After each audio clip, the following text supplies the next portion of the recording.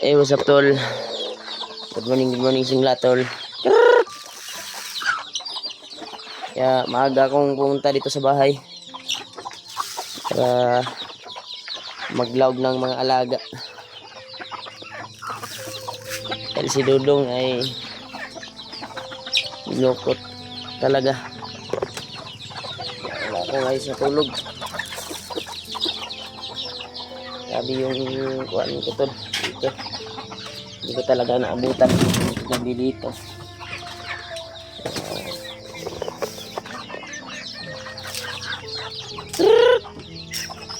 Yan.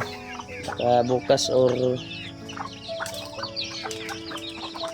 mamaya balik tayo sa bundok. Hindi ko alam mo anong gagawin ko na yun. Napamahala na sa akin si Dudong. Kaya tayo muna yung maglaog dito ng mga manok.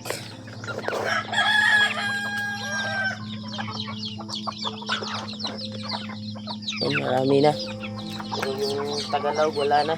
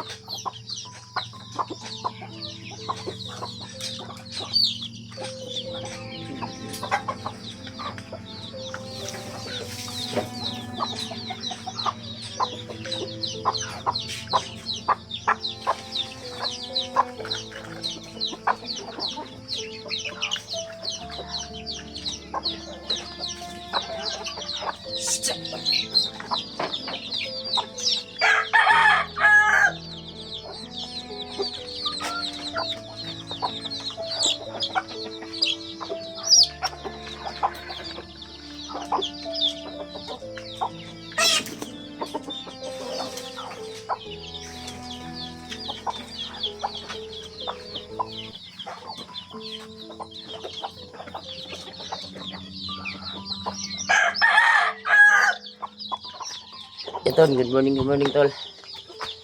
Kaya maaga talaga akong pumunta dito sa bahay dahil doon ako natutulog sa biyanan ko dahil nandun yung asawa at anak ko.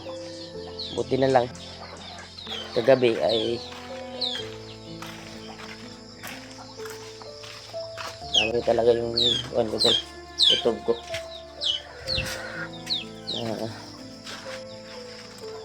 yung pakiramdam ko talaga. May nangyari talaga kay Dudong. Napasugod ako kagabi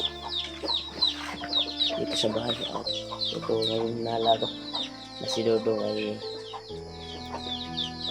nawala at nagkalat yung mga dugo dito.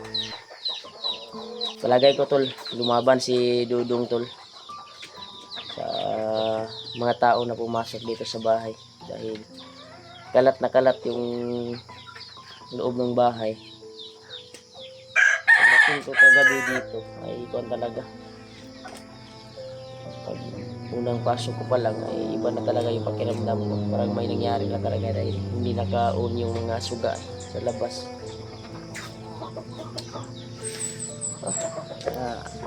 Ito muna yung naglawg ng mga alaga ko dito.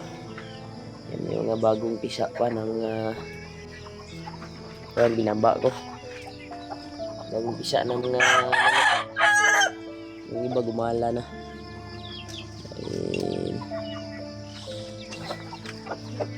Mga itlog pa dito.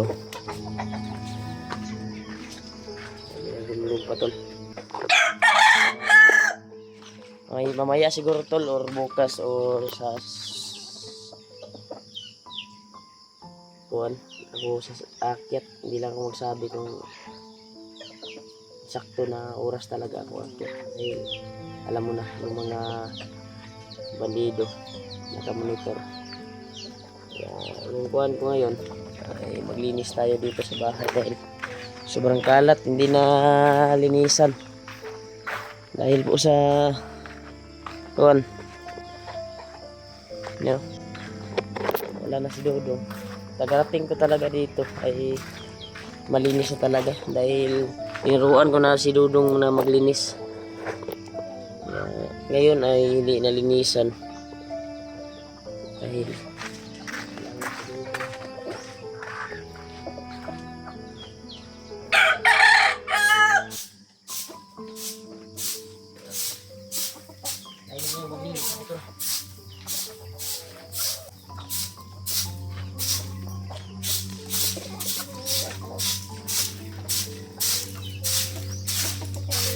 tol, maganda lang yung payat sa tudol.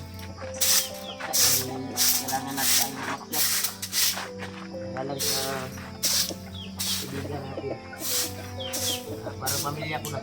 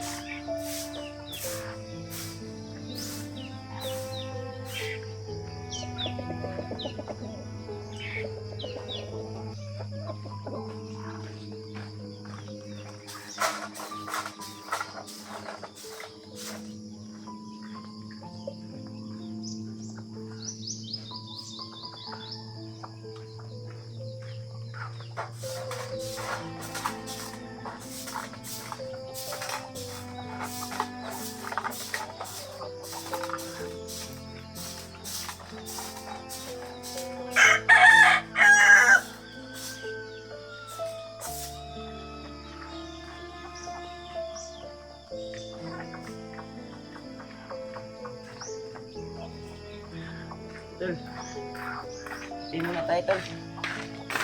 Dahil nabugnaw na yung kape ko. Grabe talaga.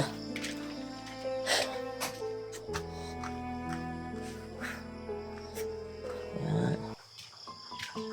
Kape muna tayo.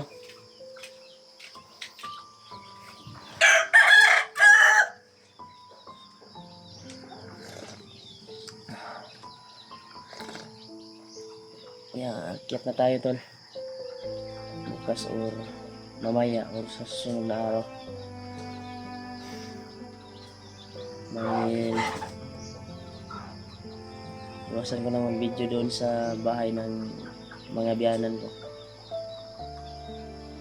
Dahil delikado yung kalagayan sa mga pamilya ng mga vlogger ngayon.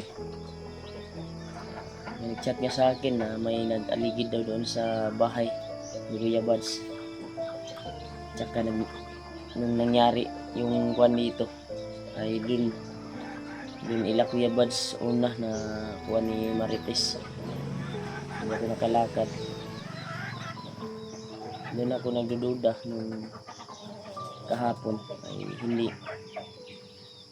nakapunta si Dudong doon sa biyanan ko. Kaya pinuntahan ko talaga kagabi dito kung ano nangyari. Ayun yung naabutan ko kagabi tol. Nagkalat yung dugo dito. Sobrang kuwan doon sa loob ng bahay. Napakakalat. Sipid nga na nakuha nila at nag-iwan pa sila ng sulat na yung bandana daw ang kapalit kay Dudong. Bandana ko. Ano yung kuwan ni Bagnot. Iwan ko ba kung commander ba yung pumunta dito or mga tauhan lang. Dahil may tinanim naman kami dati dito pero matagal na yun. Baka hindi na gumana yung mga orasyon na nakapaligid dito sa bahay ko. Nalilib na namin po ito nung kuwan yung kuwan dati, pinasok din yung bahay ko. Kaya rescue din sila Alpha at Kuya Buds dito. At nilibigyan ng mga birtod orasyon. Nasa lana. Sobrang tagal na siguro ay nawala yung effective. Kaya napasok si Dudong dito sa bahay. Yan. May lumalabas naman na puti sa bagong isa. Marami tayong mga puting manok na tol para kay Lolo Ambo alay. Hindi na kumain yun kanina dito. Kaya gumala na. Hindi natin naabutan yung iba. Ay, gumala na pagdating ko dito. Gumala na sila. Nang hanap ng pagkain. Hindi talagang pumunta dito tol. Maglinis ako dito. Kaya pag aakyat ako dito, yung kapatid siguro ng pan ko ay siya yung maglaog ng pan dito. Maglaog ng mga manok tuwing umaga. Ay marami yung manok dito tol, marami na. Ay laking tulong tong mga manok na to tol pag bumisita sila Kuya Buds, sila Alpha yung mga kasamahan ko.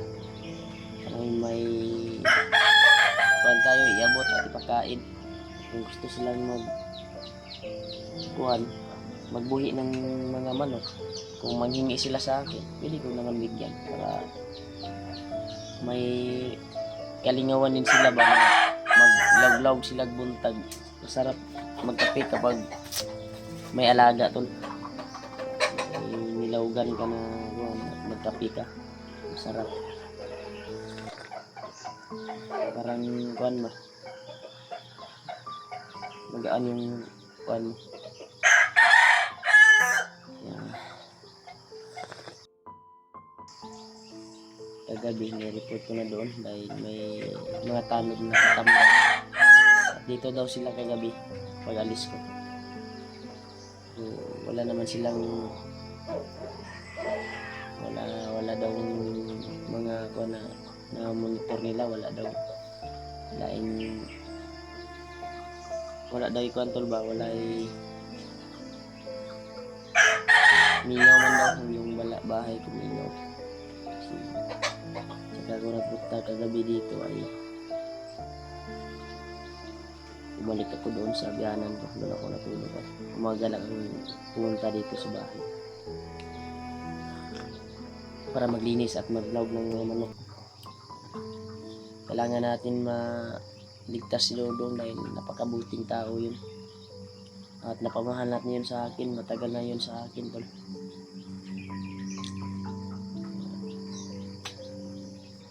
Doon ako nagtaka na hindi siya pumunta kahapon talaga doon sa bahay tol. Talaga. Grabe. Pagdarasal na lang natin tol na hindi siya sinasaktan ng mga bandido ngayon. Yung, si Dudong ay kasama din nila dati. Na-hypnotize din yan nung nabihag ako. Dahil nakita niya yung video ko. TV was TV. At dun, umakyat mag-isa. At gusto niya ang i-rescue ako. Yun yung nangyari sa kanya dati na na-hypnotize siya. Nadakip siya at ginawa siyang kalaban. Ginawa siyang commander.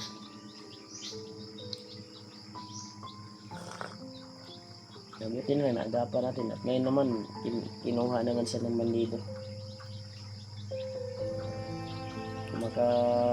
Magsama man kami lahat. Magpatulong ako ilalpa at kaya bas dito na bigyan ulit ng mga orasyon at birtod dito sa bahay ko. Pero kung dito ako nakatulog sa paglusob nila, sigurado taob yun sa akin dahil palagi kong ginala yung yung bandana ko. Yung bandana ko to kaya kong nilagay dahil wala namang bata dito na yung asawa ko sa biyanan ko ito pinatira, pero wala namang alalahanin doon tol dahil malapit lang doon sa barangay, malapit lang sa municipal yung bahay ng biyanan ko, malapit lang at maraming tao na nasintit dumadaan, marami kasi bayan yun dito sa amin malayo talaga yung mga kapitbahay dito dahil ito ay may nagsagingan dito yan